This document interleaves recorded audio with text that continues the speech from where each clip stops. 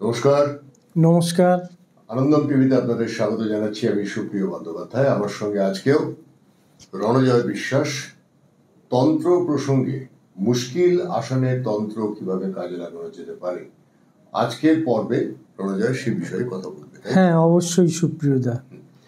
তো দৈনন্দিন জীবনে তন্ত্রের প্রয়োজনীয়তাটা কি, কেন তন্ত্র লাগবে আমাদের? প্রথমেই আনন্দম টেলিভিশন চ্যানেলে সবাইকে প্রণাম জানাই। গত এপিসোড কেমন লেগেছে জানাবেন। এটা আমাদের দ্বিতীয় এপিসোড। আজকের বিষয়বস্তু হচ্ছে দৈনন্দিন জীবনে মানুষের সমস্যা সমাধানে তন্ত্র বা মুশকিল আসানে তন্ত্র। দৈনন্দিন জীবনে মানুষের তন্ত্রের প্রয়োজনীয়তা হলো ভারতবর্ষের সাধনার দুটো রূপ, একটা বৈদিক রূপ, একটা তান্ত্রিক রূপ। বৈদিক সাধনা হচ্ছে শুধু পরমার্থকে পাওয়ার সাধনা, সেখানে জাগতিক পাওয়া চাওয়ার কোনো ব্যাপার নেই, চাওয়া পাওয়ার ব্যাপার নেই। কিন্তু তন্ত্রে চাওয়া পাওয়ার ব্যাপার আছে। সাধারণ তন্ত্রের মাধ্যমে সেটা সম্ভব।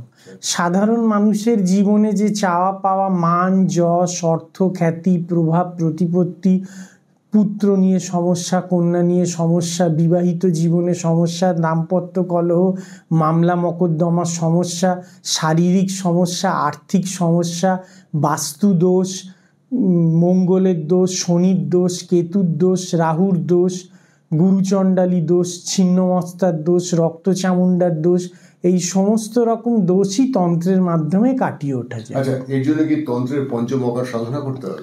হ্যাঁ, তন্ত্রের পঞ্চমকার সাধক যিনি দোষ কাটাতে চাইছে তাকে করতে হবে না, কিন্তু যে সাধক সেই সাধনার প্রয়োগ করবে তাকে পঞ্চমকার সাধনা করতে হবে। সেই পঞ্চমকার সাধনা বলে কাকে?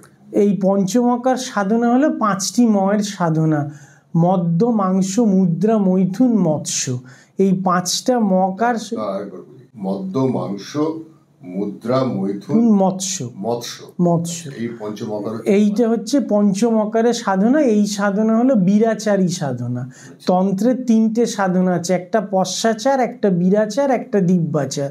সাধক যখন তন্ত্র সাধনায় প্রবেশ করে, প্রথম হলো পশ্চাচারী সাধনা মানে তামসিক সাধনা, তারপর বীরাচারী সাধনা মানে রাজসিক সাধনা, তারপর দিব্যাচারী সাধনা মানে এগুলোরই সাত্ত্বিক সাধনা। আচ্ছা, তো এই যে এত রকম সাধনার কথা বলছো, এর সঙ্গে শঠকর্ম যোগেরও কোনো রকম ব্যাপার স্যাপার আছে? শঠকর্মের সঙ্গে সম্পর্ক? হ্যাঁ, অবশ্যই। তন্ত্রের পঞ্চমকার সাধনার উদ্দেশ্যই হচ্ছে মানুষের শঠকর্মের সাধনায় সিদ্ধি লাভ করা। শঠকর্ম 6টা, সেটা হচ্ছে মারণ, উচ্চাটন, বশীকরণ, স্তম্ভন, বিদ্বেষণ এবং শান্তিকর্ম। আরেকবার শুনি। মারণ, উচ্চাটন, বশীকরণ, স্তম্ভন, বিদ্বেষণ। এটা মানে কি? মানে ছাড়াছাড়ি করিয়ে দেওয়া, ঝামেলা লাগিয়ে দেওয়া। বিদ্বেষণ এবং শান্তিকর্ম, স্তম্ভন ও শান্তিকর্ম। শান্তিকর্ম এই এটা কটা ভাগ বললে? 9টা? 6টা। 6টা ভাগ, মানে শঠ কর্ম বলতে গেলে। হ্যাঁ, 6টা কর্ম। এই 6টা কর্ম কি দৈনন্দিন জীবনে অভ্যাস করতে হবে? এই 6টা কর্ম দৈনন্দিন জীবনে অভ্যেস করতে হবে। আর এইগুলো অভ্যেস করে, মানে এই যে পঞ্চম অকার সাধনা, মানে মদ্য, মাংস, মৈথুন, মুদ্রা আর মৎস্য, এটা মানে এগুলো ট্রেনিং ছোট্ট করে যদি একটু বুঝিয়ে দিতে। মদ্য বলতে রোজ মদ্যপান করতে হবে? মদ্য বলতে এখানে সাধকের মদ্যপান না। সাধক যখন কুলকুণ্ডলিনী সাধনা করে তখন মস্তিষ্ক থেকে একটা বিশেষ লালারস শরীরে আসে, সেইটার নামই হলো মদ্য। এর সাথে বাইরের মদ খাওয়া বা মদ্যপানের কোনো সম্পর্ক নেই।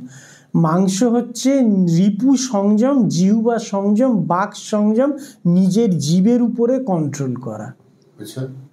আচ্ছা, তারপরে মৈথুন। এই মৈথুনটা কি সবসময় নারী মৈথুন বা না?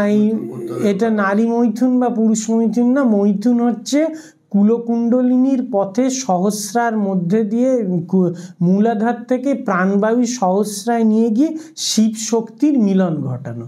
তাই এই যে মহামৈথুন, এটাই হচ্ছে মা দুর্গা এবং শিবের মিলন। সাধারণ মানুষ না, মুদ্রা হচ্ছে যে অঙ্গবিন্যাসে মা প্রীত হন। যেমন এইটা হচ্ছে মৎস্য মুদ্রা, এইটা মৎস্য মুদ্রা। হ্যাঁ, হ্যাঁ।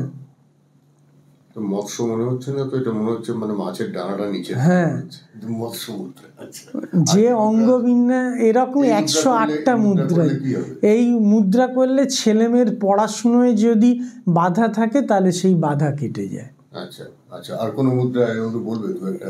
এরকম গদা মুদ্রা আছে, ধেনু মুদ্রা আছে। গদা মুদ্রাটা এরকম। এটা করলে কি হবে? গদা মুদ্রা এইরকম, এই মানে ডান হাতটা এই এই পাঁচ করলো, হ্যাঁ, আর বাঁ হাতটা এই। আচ্ছা, গদা মুদ্রা এইরকম।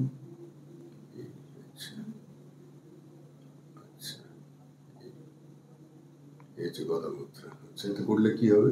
গদা মুদ্রা করলে সাংসারিক স্বামী স্ত্রীর অশান্তি কেটে যায়। আচ্ছা, বাহ। তাহলে এই মুদ্রা করলে দাম্পত্য কলহ দূর হয় 8 বার।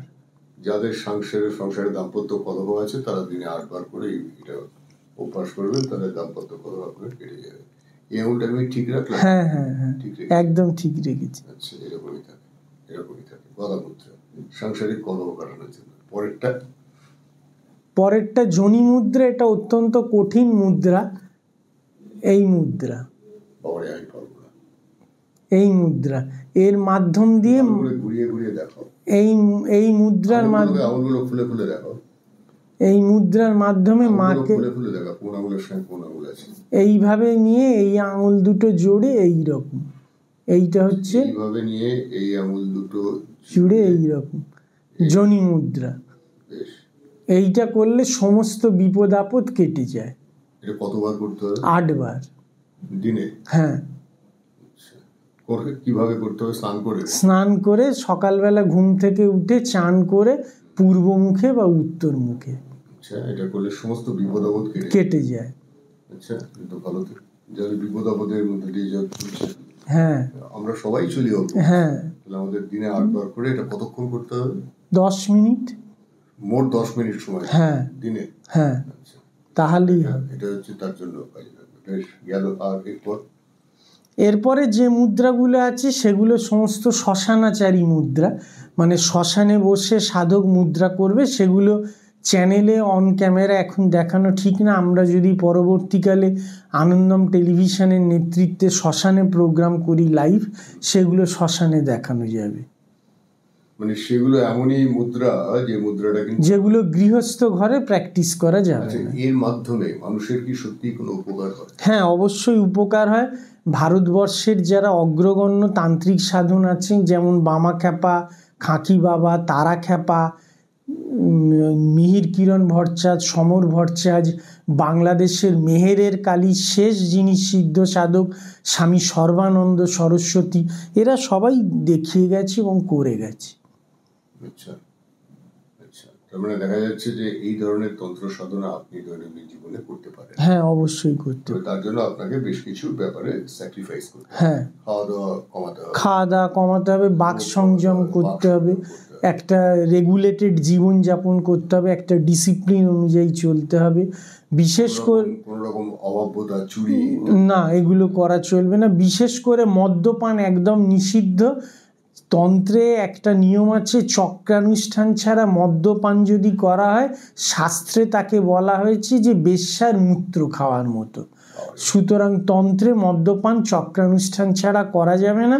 বাজার থেকে যে মাংস বিক্রি হয় সেটা করা যাবে না। যে মাংস বলিতে, যে পাঁঠা বলি হয় বা অন্য কোনো ছাগ বলি, মেষ বলি হয়, সেই বলি প্রদত্ত মহামাংসই খাওয়া যাবে। মাংস বা মাছ বা ইত্যাদি না খেলেই বা না, কোনো নিরামিষ খেলেও কোনো সুবিধা, সাধন ভজন করা যাবে। মাছ মাংস খেতে হবে এর কোনো নিয়ম নেই। দিব্যাচারী সাধনায় যখন সাধক যাবে তখন সম্পূর্ণ নিরামিষ খেতে হবে। আচ্ছা, এটা বিরাচারী সাধনায় মাছ মাংস, মদ, হাঁসের ডিম এগুলো লাগে। তন্ত্রে মুরগির ডিমের কোনো ব্যাপার নেই। আর যে বলি হয় সেটা বন মোরগ বলি হয়। আর মা কালীর যেটা উদ্দেশ্যে সব থেকে ভালো মাছ সেটা বোয়াল মাছ। বোয়াল মাছ না পাওয়া গেলে কাতলা। মৎস্যটা হচ্ছে সাধক যখন সাধনা লাভ করে তখন তার বিভিন্ন গ্রন্থি থেকে কৈবল্য রস নির্গত হয়, এই রসকে মৎস্য বলা হয়। মানে এই সবকিছুই কিন্তু আমাদের কুলকুণ্ডলিনী এবং অন্যান্য চক্রের সঙ্গে হ্যাঁ হ্যাঁ, আমাদের যে শরীরে যে এগুলো সবই 64 যোগিনী তন্ত্রের মধ্যে পড়ে। এবং সবকিছুই চক্রের সঙ্গে কোনো না কোনো ভাবে হ্যাঁ, আপনি যতক্ষণ না চক্রকে জাগ্রত করতে পারছেন ততক্ষণ পর্যন্ত তন্ত্র সাধনার অধিকার হচ্ছে না। এবং তন্ত্র সাধনা সেভাবে করে কোনো লাভও নেই।